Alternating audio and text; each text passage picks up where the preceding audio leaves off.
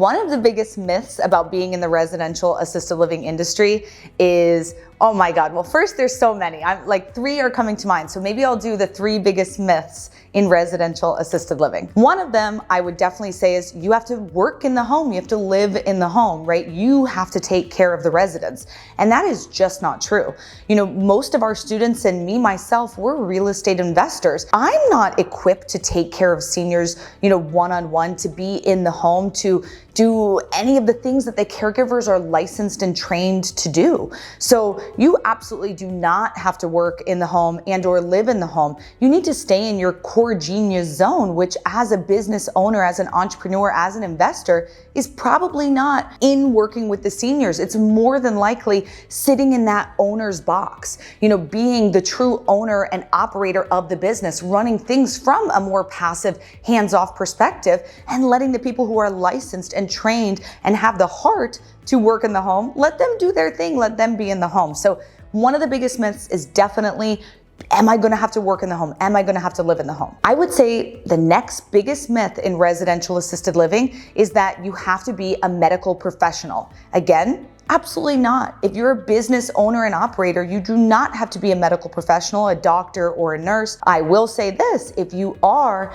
it is a major marketing tool for you, and I want you to market your home as a doctor-owned home, you know, as a nurse-owned home. You paid for those initials, let's use them. Let's let them make you money, because someone, aka daughter Judy, who's searching for a home for their loved one, when they see it's a nurse-owned home, oh, you better believe they're gonna wanna choose your home over Joe Schmo real estate investor's home. So you do not have to be a medical professional, but if you are, it's a feather in your cap. It's a big deal, and I would definitely say, let's use that. One of our students, Illich and Ria, they're out in Minnesota, and he's a doctor, she's a nurse, and so they market their home all day as a doctor, actually Minnesota's only doctor and nurse-owned residential assisted living home.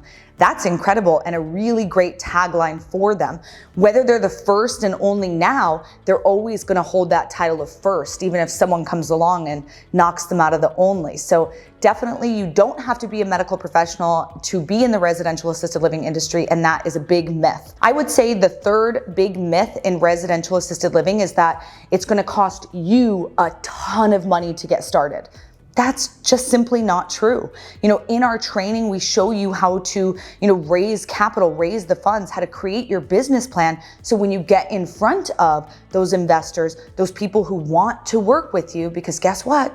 Most people are begging for an opportunity to have their money make money. Like Mr. Wonderful says, right? I want to put my money out and have it come back with friends. They want their money to be multiplying, and sitting in the bank, it's basically getting 0%. They're waiting for someone like you to come with an opportunity, with an investment that they can get excited about, that they know that the ROI is going to be good for them, and they're ready to work with you. It's about you being prepared, having all those steps in place, so that when you get in front of them, you're bringing the value as well.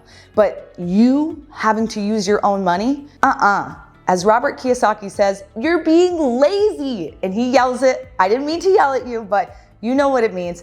You're being lazy if you use your own money. You're not willing to think outside the box. You're not being creative, and you've got to break that method. Say, I'm gonna be creative. I'm gonna find another opportunity, another way to do this. And more than likely, you're not gonna have to use much, if any, of your own money. So those are definitely the three biggest myths in residential assisted living.